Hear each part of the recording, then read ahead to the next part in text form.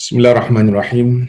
Alhamdulillahi rabbil alamin wa bihi nasta'in ala umurid dunya waddin. Wassalatu wassalamu ala asyrafil anbiya'i wal mursalin wa ala alihi wa sahbihi wa sallim tasliman katsira amma ba'd. Ilahana anta maqsudana wa ridhaka matlubana atina mahabbataka wa ma'rifatak. Subhanaka la ilma lana illa ma 'allamtana innaka antal alimul hakim. Rabbi inna na'udzu bika min hamazati syayatin wa na'udzu bika rabbina an yahdurun. Rabbi shrah lana sadrana wa yassir lana amrana wahlul 'uqdatam min lisanina yafqahu qawlina wala haula wala quwwata illa billahil 'aliyyil 'azim. Assalamualaikum warahmatullahi taala wabarakatuh. Ila hadratin Nabi Mustafa Rasulullah sallallahu alaihi wa alihi wasallam wa ala alihi wa sahbihi ajma'in. Syai'ulillahi lahumul Fatihah. A'udzu billahi minasyaitonir rajim. Bismillahirrahmanirrahim. Alhamdulillahi rabbil alamin. Arrahmanir rahim. Maliki yaumiddin. Iyyaka na'budu wa iyyaka nasta'in. Ihdinas siratal mustaqim. Siratal ladzina an'amta 'alaihim ghairil maghdubi 'alaihim waladdallin. Amin. Alhamdulillah, syukur kita pada Allah Subhanahu wa taala. Selamat kita bersua kembali dalam pengajian tafsir kita, iaitu tafsir surah Al-Fatihah. Apa khabar semuanya para jamaah di Facebook Masjid Al-Istighfar dan juga para jamaah murid-murid yang lain. Mudah-mudahan saya doakan Allah Ta'ala sentiasa berkati hidup anda dan Allah Ta'ala sentiasa memelihara anda sekeluarga, insyaAllah. Amin ya Rabbal Alamin. Dan mudah-mudahan di pagi yang penuh dengan barakah ini, sama-sama kita akan mengambil barakah dengan kita mendengar tafsiran surah Al-Fatihah yang menjadi kebiasaan dalam bacaan kita seharian dalam solat kita maupun di luar solat kita, insyaAllah. Mudah-mudahan Allah sentiasa memberikan kita taufik dan hidayahnya, insyaAllah. Baik, tuan-tuan, puan-puan dirahmati Allah Subhanahu wa taala, para pendengar juga. Alhamdulillah, pada pelajaran yang lalu kita dapat mempelajari dan mendalami tentang apa yang berkaitan dengan surah Al-Fatihah. Jadi kita telah sentuh pada minggu pelajaran yang lalu tentang nama-nama. Ternyata memang banyaklah nama-nama yang terdapat dalam surah Al-Fatihah yang disebut oleh para alim ulama, para ahli tafsir, nama yang layak bagi surah Al-Fatihah. Ternyata memang banyak, lebih daripada 10. Malahan ada ulama kata 30. Yang kita bincangkan pelajaran surah ni ada 30 nama yang saya sebutkan satu persatu. Ada sebahagian yang secara sepintas lalu saya namakan dan ada penghuraian kenapa nama itu dinamakan secara khusus berdasarkan pada hadis-hadis dan qaulul ulama.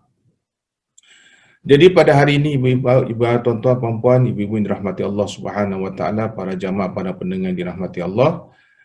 Pada hari ini kita nak belajar tentang kelebihan dan fadilat serta khasiat surah Al-Fatihah. Baik, kalau kita lihat pada nama saja yang terdapat macam-macam nama dalam surah Al-Fatihah, sebenarnya itu bukan hanya sekadar nama, itulah realitinya. Itulah hakikat dalam surah Al-Fatihah. Dan bila kita membicarakan tentang fadilat dan khasiat, maka inilah yang dikaji oleh para alim ulama.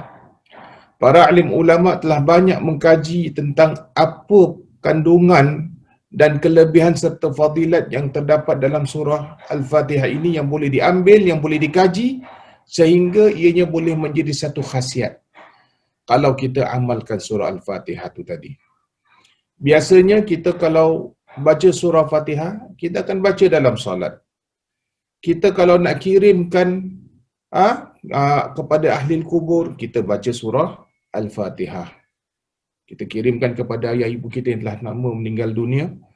Kita kirimkan kepada sanak saudara kita, kenalan kita, ya, siapa saja yang telah meninggal dunia, kita hadiahkan surah Al-Fatihah dengan mudah-mudahan berkat surah Fatihah itu pahalanya kita sampaikan kepada mereka. Bukan itu saja.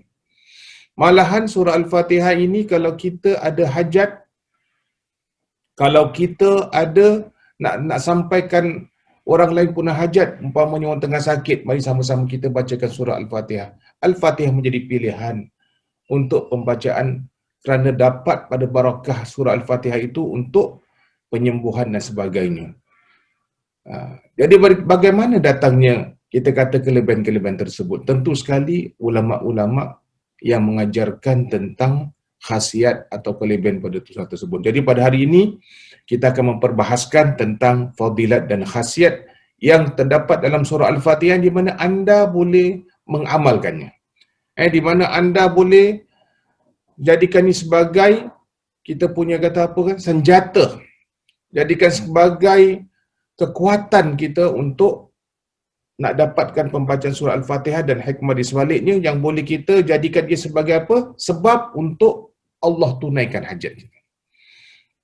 Jadi kita bukan kata kita jadikan Fatihah itu sebagai tangkal kita dan sebagainya, sebab kita tahu Fatihah ini adalah ayat-ayat Allah, kalam-kalam Allah. Apapun kita berharap pada Allah secara sepenuhnya. Apapun hajat kita, apapun keinginan kita, kita berharap kepada Allah secara 100%. Surah Al-Fatihah ini hanyalah jadikan sebagai tu sebab saja. Tetapi punca segala-galanya, siapa yang menentukan? Allah Subhanahu Wa Taala. Punca segala-galanya, siapa yang menetapkan, siapa yang datangkan, siapa yang izinkan? Allah Subhanahu Wa Taala. Dalam kita mengamalkan sesuatu ayat, sesuatu perkara, kita kena ingat, kita harus kena jaga akidah kita, supaya jangan sampai kita dipengaruhi. Ya, baik. Pertama sekali, di antara fadilat dan khasiat dalam surah Al-Fatihah yang dikaji oleh para alim ulama, ini saya dapat kumpulkan satu persatu, ya, menerusi kitab-kitab, pengajian-pengajian yang pernah saya belajar, dan ada pula di antara beberapa pengajian yang saya dah amalkan. Jadi saya rasa ini adalah satu perkara yang sangat mujarab, yang perlu saya rasa saya kongsi kepada anda semuanya. Mudah-mudahan anda dapat amalkan, insya-Allah. Daripada kita amalkan dengan cara yang tak dikenal pasti, kita tak tahu, kita kadang-kadang amalkan satu perkara datang daripada kawan kita, daripada sesiapa, tapi kita tak dapat nak bertanggungjawabkan siapakah, apakah amalan tu betul ke tidak, adakah dia daripada amalan yang bukan daripada landasan para alim ulama, ya. Jadi kalau kita lihat, ini memang banyak, ada orang dia mengamalkan satu perkara tu, dia tak siasat dulu. Dia tak siasat dulu daripada amalan apa itu. Kadang-kadang Yasin, Alif Lam Mim, Alif Lam Ra, Nun, Kaf Ha Ya Ain Sad, ini pun jadikan sebagai amalan-amalan di antara mereka, padahal itu tidak ada tafsiran sama sekali daripada alim ulama yang lain. Tetapi ada pakar-pakar normal, pakar paranormal, pakar-pakar bomo dan sebagainya, mereka jadikan apa? Ayat-ayat tersebut sebagai perubatan dan sebagainya. Sedangkan kita tak disebutkan oleh para alim ulama tentang khasiat pada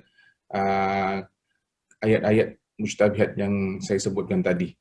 Okey, jadi sekarang ini kita memang saya nak sampaikan kepada anda ni sesuatu yang pernah saya belajar, yang pernah saya amalkan, yang pernah saya terbaca kitab pengalaman-pengalaman daripada para alim ulama. Mudah-mudahan anda dapat mencatat kelebihan, hikmah ataupun khasiat, fadilat daripada surah ini untuk amalan kita seharian, insya-Allah. Baik, pertama sekali, kalau kita hendak memperoleh satu hikmah, dalam kajian saya lihat dalam kelebihan surah Al-Fatihah ni, ada orang-orang alim mengajar kepada kami, sesiapa yang membaca surah Al-Fatihah di dalam keadaan dia berwuduk sebanyak 70 kali. Ya, maknanya dalam keadaan dia berwuduk, dia baca 70 kali setiap hari selama 7 hari. Setiap hari. Selama 7 hari dia secara konsisten, tanpa dia miss. Dia tak boleh miss dalam 7 hari itu. Maknanya 2 hari itu mesti nak dia laksanakan 7 kali bacaan Fatihah selama 7 hari, bukan 70 hari, 7 hari dalam keadaan berwuduk, lalu diminumnya. Maknanya air itu hendaklah disimpan selama 7 hari dan ditutup. Jadi satu hari itu anda baca 70 kali dalam keadaan berwuduk. Ya, anda baca 70 kali, anda tiup ke air itu. Kemudian besok lagi, anda baca lagi 7 kali Fatihah dalam keadaan berwuduk, anda tiupnya. Sampai 7 hari, lalu diminumnya pada hari yang ke-7, setelah anda baca dah tamat 7 hari itu, anda minumnya, maka ia akan peroleh satu hikmah serta hatinya dibersihkan daripada fikiran yang rosak. Ini bagus kalau anda amalkan bacaan surah Al-Fatihah 70 kali setiap hari selama 7 hari dalam keadaan berwuduk, simpan airnya.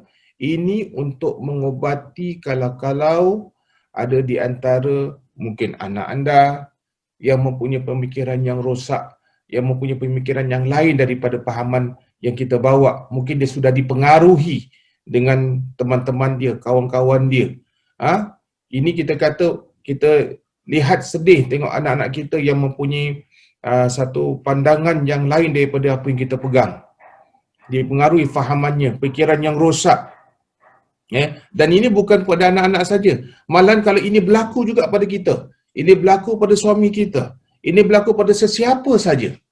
Dengan berkat bacaan surah Al-Fatihah 70 kali dalam keadaan berwuduk selama 7 hari, tetapi ianya bebas untuk anda bacanya, tak kira, yang penting dalam masa 7 hari, anda boleh baca selepas solat subuh ke, selepas solat zuhur ke, asar, maghrib, isyak, tidak masalah.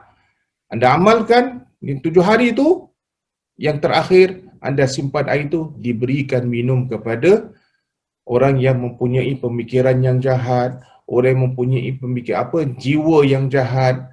Maknanya kalau dia ada dalam diri dia banyak perkara-perkara yang negatif, mudah-mudahan dengan berkat bacaan surah Al-Fatihah anda, insya-Allah dia akan menjadi orang yang baik, insya-Allah.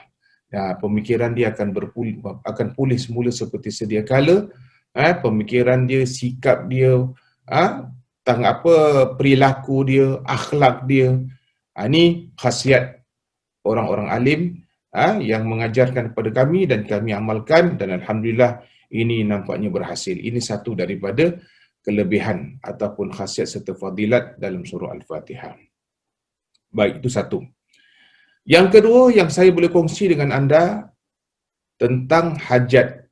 Kalau sekiranya dalam surah Al-Fatihah ini, kalau anda nak gunakan sebab kelebihan berkat surah Al-Fatihah ini supaya hajat anda tertunai. Tentu sekali kita kadang-kadang mempunyai banyak hajat, asalkan hajat itu tidak melanggar hukum syarak. Kita boleh adakan apa kita boleh, Allah Ta'ala kabulkan segala hajat kita. Memanglah kadang-kala kita ni berdoa kepada Allah. Allah dalam Quran mengatakan, Udu'uni astajib lakum, mintalah kepadaku, nescaya aku akan perkenalkan. Allah Ta'ala akan perkenankan segala doa kita. Tetapi kadang-kadang bila kita doa-doa tak menjadi.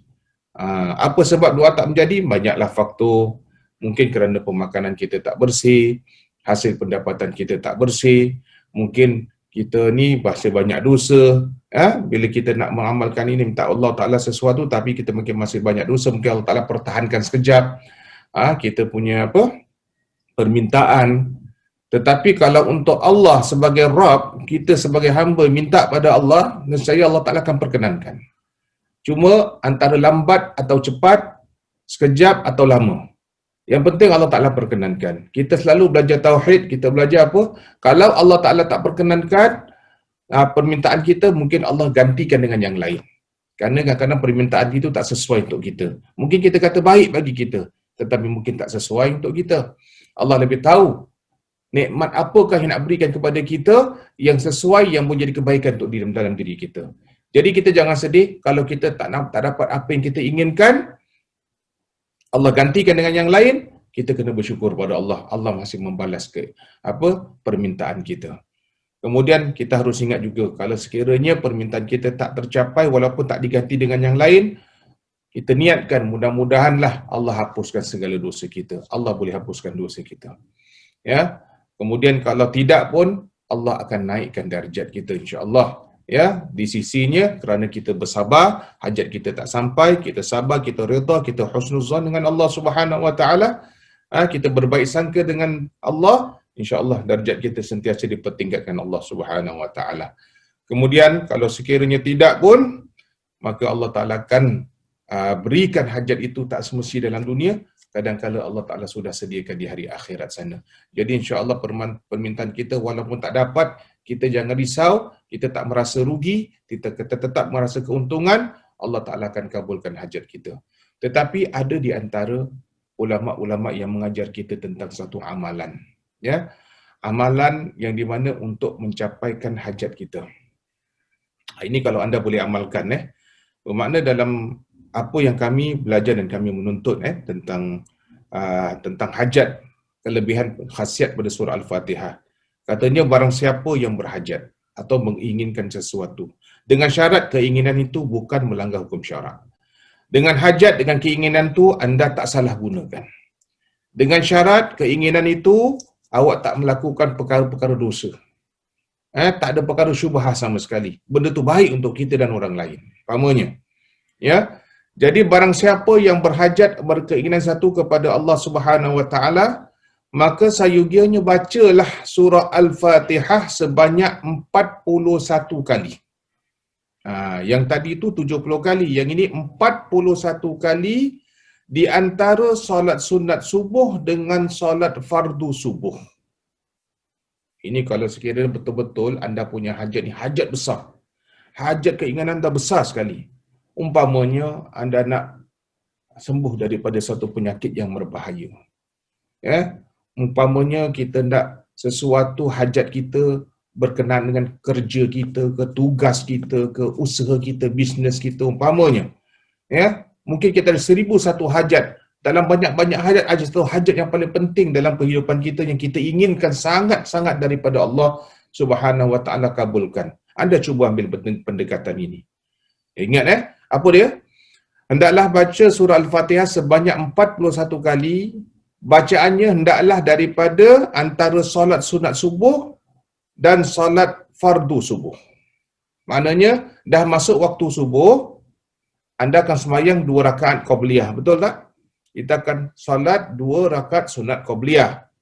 Setelah itu anda baca surah Al-Fatihah 41 kali sebelum solat subuh. Bermakna anda kena baca dengan cepat sebab waktu subuh berjalan, ya, berjalan dan terus berjalan. Jadi anda kena baca 41 kali. Setelah itu baru anda dirikan solat subuh. Dan 41 kali ini anda jangan lebih, jangan kurang. Mesti nak betul-betul tepat. Mesti nak 41. Jangan terlebih 42, 43. Jangan terkurang 39. Jangan. Dia mesti nak 41 kali. Dan anda kalau berjaya dapat lakukan dalam masa sehari, lakukan selama 41 hari. Melakukan 40 hari. 41 kali Fatihah bacaannya. Dilakukan selama 40 hari. Jangan lebih 40 hari, ingat saya ulangi, 40 hari anda buat cara yang sama. Kemudian anda memohon kepada Allah Subhanahu Wa Taala. Bila sudah selesai, awak mohon kepada Allah Subhanahu Wa Taala, insya-Allah akan dipenuhi keperluan hidupnya. Akan dipenuhi keperluan hidupnya. Jadi sekali lagi saya ulang, anda baca surah Al-Fatihah 41 kali. Ingat 41 kali baca Fatihah. Anda baca ketika azan subuh, anda solat dulu sunat qabliyah. Setelah itu anda mulakan baca surah Al-Fatihah 41 kali sebelum solat subuh. Setelah itu anda solat subuh lah macam biasa. Kemudian dilakukan selama 40 hari. Jadi mudah-mudahan insya-Allah hajat anda akan tercapai. Dengan syarat yang saya katakan tadi, hajat anda tidak melanggar hukum syarak. Hajat anda bukan hajat yang boleh bawa kepada dosa yang besar, hatta dosa yang kecil sekalipun. Dengan syarat ia tidak memudaratkan orang lain, maknanya tak berkaitan dengan perkara-perkara yang negatif. InsyaAllah anda akan dapat hajat apa yang Allah Ta'ala, apa yang anda inginkan, Allah akan kabulkan insyaAllah. Dengan berkat bacaan surah Al-Fatihah, kita lihat bagaimana kelebihan dan khasiatnya. Anda mungkin boleh cuba dengan 2 pendekatan ini. Ini satu cara. Dia ada dua cara. Lagi satu cara, siapa yang baca Fatihah beserta Bismillah di antara solat sunat subuh dan fardu subuh secara istiqamah, maka jika ia ingin pangkat kedudukan, maka insya-Allah dia terkabullah. Dan ia kalau ia fakir, maka dia akan diperkayakan Allah Subhanahu wa taala. Jika sekiranya ada yang hutang, maka akan termampulah orang itu untuk membayar hutang seseorang. Dan kalau ia sakit, maka akan sembuhlah. Serta kalau ia punya anak, mahu anaknya itu menjadi anak yang soleh, dengan berkat surah Al-Fatihah ini akan terkabul. Jadi, baca surah Al-Fatihah berserta Bismillah di antara solat sunat subuh dan solat fardu subuh dengan istiqamah. Maknanya ini akan kita lakukan secara istiqamah, berterusan. Ya. Jadi bacanya mana sekali je lah. Dia tak baca sampai banyak kali. Tapi bacanya antara qabliyah subuh ni, lepas anda dah baca sunat qabliyah subuh, sampai waktu subuh anda baca, antaranya tu anda baca Bismillahirrahmanirrahim, Alhamdulillahirrabbilalamin sampai habis. Maka insya-Allah kalau anda istiqamah, tidak terhenti-henti, walaupun dia satu kali, belum tentu orang boleh istiqamah, tuan-tuan. Jadi dia mesti nak sekali baca, tetapi waktunya demikian, dan anda istiqamah terus sampai bila-bila. Tak ada batas waktu. Dengan yakin anda baca, mudah-mudahan Allah Ta'ala kabulkan. Kalau sekiranya anda nak inginkan sesuatu kedudukan, dan kedudukan ini baik bagi anda, insya-Allah Ta'ala kabulkan.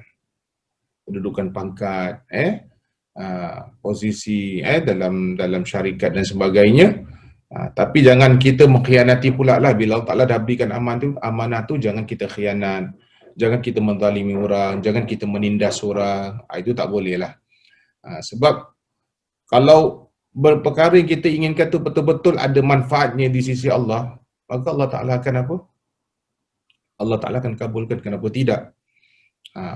Kemudian kalau sekiranya anda berhutang dengan seseorang, mungkin anda tak mampu bayar, dengan berkat surah Fatihah yang anda baca ini, insya-Allah anda akan dapat membayar hutang daripada seseorang tu. Dan kalau sekiranya anda tidak mempunyai wang yang banyak, insya-Allah dengan berkat surah Fatihah secara konsisten yang anda baca, mula daripada basmalah ni tadi, maka anda akan dimurahkan rezeki oleh Allah Subhanahu wa taala, insya-Allah. Ya. Jadi kalau anak pula, kalau kita dapati anak kita degil, tak dengar cakap, ya, mungkin sentiasa kurang ajar dengan kita, cakap kasar. Jadi dengan berkat surah ini semua kita kena jatuhkan niat. Setiap kali kita baca Fatihah ni, kita jatuhkan niat. Ya Allah, dah bagi waladdallin, dah baca sampai habis, kita pun niat, ya Allah, mudah-mudahanlah anak aku yang degil ni, ya Allah, lembutkanlah hati dia, ya Allah, berikanlah dia taufik dan hidayah supaya dia dengar kata. Insya-Allah Allah Ta'ala kabulkan. Dengan niat, sekali niat. Bila kita baca Fatihah, besoknya pula kita baca Fatihah, doakan yang lain pula. Ya Allah, nampaknya tengah musim Covid ni kurang rezeki aku, ya Allah. Ya Allah, kabulkanlah, mudah-mudahan rezeki aku murah, aku dapat sedekah, aku dapat melakukan kebajikan, aku dapat berkhairat, ya, seperti orang lain, senang-senang duitnya banyak untuk bersedekah. Insya-Allah mudah-mudahan Allah Ta'ala kabulkan segala hajat kita. Ya, jadi kita lakukan dengan penuh konsisten. Okey, yang ketiga, khasiatnya bila anda ingin keperluan anda itu dipenuhi. Anda ada keperluan, tapi hendakkan keperluan itu dipenuhi. Bagaimana caranya? Baik, di antara amalannya ialah siapa yang mengamalkan bacaan Al-Fatihah sebanyak 20 kali setiap selesai solat fardu 5 waktu. Maknanya kita ada sembahyang waktu 5 waktu. Setiap selesai solat 5 waktu, kita baca 20 kali bacaan surah Al-Fatihah, maka Allah Subhanahu wa taala akan luaskan rezekinya, baiki akhlaknya, mudahkan urusannya, hilangkan kesusahannya, anugerahkan apa yang diimpikan, dapat berbagai berkat dan kemuliaan, jadikan dia sebagai orang yang berwibawa, berpangkat luhur, kehidupan baik dan anak-anaknya pula terlindung daripada kemudaratan dan kerosakan serta anugerahkan kebahagiaan dan sebagainya. Subhanallah. Ya, dengan kelebihan surah Al-Fatihah ni bila kita amalkan setiap waktu solat 5 waktu ni, amalkan sentiasa, amalkan dan terus amalkan. Ya, berapa kali? 20 kali. 20 kali, sekali anda baca je 20 kali selepas salah waktu ni, kalau anda ada kelapangan, buat, insya-Allah banyak perkara yang saya sebutkan tadi semua akan dipermudahkan Allah. Ini tergantung pada keyakinan anda. Kalau anda yakin betul-betul dengan ayat Allah, berarti anda yakin dengan Allah Subhanahu wa taala. Jadi inilah amalan dia. 20 kali setiap selesai solat fardu. Anda boleh baca ketika tengah wirid pun boleh. Anda boleh baca ketika habis wirid sampai doa, anda nak amalkan secara personal. Selepas wirid, 20 kali surah Al-Fatihah. Tiap-tiap 5 waktu. InsyaAllah mudah-mudahan anda punya hajat yang disebut kat sini apa dia? Allah luaskan rezeki kita, Allah baikkan akhlak kita, ya, Allah mudahkan segala urusan kita, Allah hilangkan segala kesusahan kita, ya, anugerahkan apa yang diimpikan, apa yang kita hajatkan Allah Ta'ala anugerahkan, dapat berkat dan kemuliaan dalam hidup, jadikan orang yang berwibawa, ya, sehingga orang segan padanya, dan mempunyai pangkat yang luhur, kehidupan baik, serta anak-anaknya terlindung daripada kemudaratan dan kerosakan. InsyaAllah yang terakhir sekali anda dianugerahkan dengan kebahagiaan dan sebagainya. Jadi yang penting kalau kita nak amalkan amalan ini semuanya, kita punya ibadah mesti nak tip-top lah tuan-tuan. Ya? Kita punya solat 5 waktu mesti nak bagus. Ya? Kita punya rukun iman, rukun Islam kita nak jalankan dengan baik. Di samping kita amalkan khasiat dalam surah Al-Fatihah, baru anda akan dapat apa yang anda inginkan. Ini semua kelebihan-kelebihan yang kita dapat, ini semua keinginan kita hari-hari. Hari-hari keinginan kita berupa itu semuanya. Jadi kita nak biar hidup sihat, bertambah berkat. Ini kita nak. Kehidupan sihat yang bertambah apa? Bertambah berkat. Jadi ada satu lagi orang-orang alim ajar, dia kata apa? Barang siapa yang mengamalkan bacaan surah Al-Fatihah sebanyak 125 kali. Ini yang 125 kali selesai solat subuh, maka ia akan perolehi hajatnya dan menemui apa yang dicarinya. Okey, ingat yang ini pula 125 kali selepas salat subuh, ya, maka dia akan perolehi hajat yang apa yang diinginkan. Tapi dengan doa yang doa dia apa dia? Ya Allah, sesungguhnya aku memohon kepadamu dengan kebenaran surah Al-Fatihah dan rahsianya, supaya dimudahkan bagiku semua urusanku, sama ada urusan dunia atau urusan akhirat, supaya dimakbulkan permohonanku dan ditunaikan segala hajatku. Sebut apa hajat anda. Apa hajat anda satu persatu anda sebut. Sekali lagi, doanya begitu, Ya Allah, sesungguhnya aku memohon kepadamu, Ya Allah, dengan kebenaran surah Al-Fatihah serta rahsianya, supaya dipermudahkan bagiku akan urusanku, supaya dimakbulkan permohonanku, dan tunaikan segala hajatku. Terus anda baca hajat anda. Anda sebut dalam hati apa hajat anda satu persatu. Mudah-mudahan Allah gabulkan segala permintaan anda. Baiklah tuan-tuan dan puan-puan rahmati Allah. Saya rasa untuk kesempatan ini yang dapat saya berkongsi kepada anda tentang beberapa kelebihan dan khasiat serta fadilat surah Al-Fatihah ini. Dan insya-Allah di lain kesempatan saya akan berkongsi lagi tentang beberapa tips-tips yang lain. Sebenarnya kalau kita lihat memang banyak tuan-tuan khasiat. Ini kita akan sambung pada masa akan datang insya-Allah dalam kita mendalami tafsir surah Al-Fatihah. Jadi kita belum mulakan tafsir tuan-tuan. Insya-Allah lepas habis tentang bab khasiat dan hikmah, insya-Allah terus kita akan masuk dalam tafsirannya insya-Allah. Baiklah, itu saja. Terima kasih atas masa dan kelapangan yang anda berikan untuk kesempatan ini. Mudah-mudahan Allah Ta'ala sentiasa memberikan kita hidayat, sentiasa memberikan kita taufik, sentiasa memberikan kita kedudukan, ya, darjat di sisinya dengan kita mengamalkan surah Al-Fatihah dengan amalan-amalan yang lain insya-Allah. Aku qauli hadza wa astaghfirullahal azim li wa lakum. Wassalamualaikum warahmatullahi wabarakatuh.